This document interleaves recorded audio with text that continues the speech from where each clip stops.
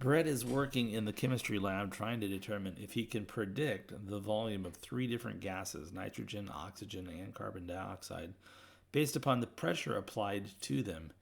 He kept all other characteristics of the gases constant. Brett performed the following analysis. So, first of all, he did a great job of collecting data, and you can see here the pressure measured in atmosphere that he subjected the gases to, and their volume in liters, I believe. Yep. And here is the scatter plot that he created with the LSRL. So this has all the gases on one view, right? The CO2 are the round dots, the triangles are oxygen, and the squares are the nitrogen. And you can see there's pressures measured in something called atmospheres, and then the volume is expressed in liters. So the LSRL is y equals 13.51. So you can see that the basically that's interesting because the graph visually is wrong here, because it's showing that there should be a y-intercept at about 13.51, and in this graph it's somewhere around 11. So that's interesting discrepancy between what happened with the graphic artist who did the problem and the LSRL. But I would definitely go with this. This is the least square regression line. The slope there is negative 1.65, and the correlation coefficient is 0.903. So obviously this is a decreasing relationship. It looks like there's a linear model that's attempting to match it. It's a strong correlation. In fact, at 0.9, I'd say it's pretty strong. It is a negative association, meaning that as the pressures increased, the gas in liters decreased. So right, the more pressure, the smaller the volume of the gas, which makes sense. If I was to square R, when we square R, we get the it's called the coefficient of determination, or our book will just call that R squared, and we get about 82%. So 0.903 negative times 0.903 negative. The negative times negative is positive, 82%. Our interpretation for that is, if you'll recall, that about 82% of the variation that we see in this relationship is explained by this linear relationship that exists between pressure and volume. Okay, so there's some questions that we're supposed to ask that are listed below. So now that's just me kind of rambling and looking at this. Now let's take a look at what the question is. So the first thing it says, okay, A, describe the association including the slope of the LSRL and R squared. Okay, so we could say this is it's a pretty strong negative association. Again, as pressure increases, the volume decreases. So I might write that down. The residual plot, if I look at this residual plot, there is something interesting here, especially when I look at the triangle was the oxygen. If I look at the oxygen, you can see it's high, and then it's down here, and then it's lower, and then it's back up here, and it's back up here again. So I see evidence of this pattern within the residual plot. It's not a very large data set, but within this very small data set, I do see this high, low, high pattern. And typically when we see that, that means that a linear model may not be the best model for this data. And in fact, when we see residual plots like that, because the residuals look like they're getting larger and positive as the pressures get high, and as the pressure gets low, they're positive and larger also. We would say probably at the extremes, it's linear model's not the best model for this situation. All right, what else does it say here? Oh, R squared. So we said R squared it's about 82%. And the interpretation of that again is 82% of the variation that we see in volume can be attributed to this linear relationship with pressure. More pressure, smaller volume. What is the residual with the greatest magnitude, and at what point does it belong to? So let's take a look at that. I believe this is it, and we got to do a little bit of work here. So this is it, And that's about, that's clearly a, what was it, oxygen value. And I can see it recorded in the data table here.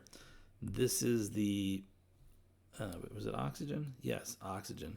This is the data value that's associated with that. So at 2 atmospheres, we had a volume of 12.45. So the question is, what's the residual for that particular point? So it does say it says what's the residual. So if I want to remind myself, I'll write down something now. The residual is equal to the actual value minus the value that's predicted. So for this, the residual is going to equal the actual, which we can read from the table, 12.45, minus the predicted value. Again, this happened with 2 atmospheres. So what I'm going to do is I'm going to take 2 atmospheres and plug it into the LSRL. So Y, this is the predicted Y, is 13.51 minus 1.65 times the number 2. Ran out of room there. That's not great. Let me grab I've got a calculator here, so I'm going to go 13.51 minus 1.65 times 2. And when I do that, I get 10.2. So I get that the predicted Y is about 10.21. So the residual is the actual minus the 10.21. So I'm going to go ahead and take the 12.45 and subtract from that minus the 10.21. And I get the predicted value there. I guess it's about 2.3 atmospheres. So it says here, what is the residual with the greatest magnitude? Well, the greatest magnitude residual is about 10 point, I said it on the calculator. I got 2.24. About 2.24, and it's liters, liters. And it belongs to the point 2, 12.45 for the oxygen. Using the least square regression line model, estimate the volume of gas at these different values. So this is nice, right? What's going to happen here is I'm going to take, and I can do this over here. I can take, they're going to give me, what are they giving me? They're giving me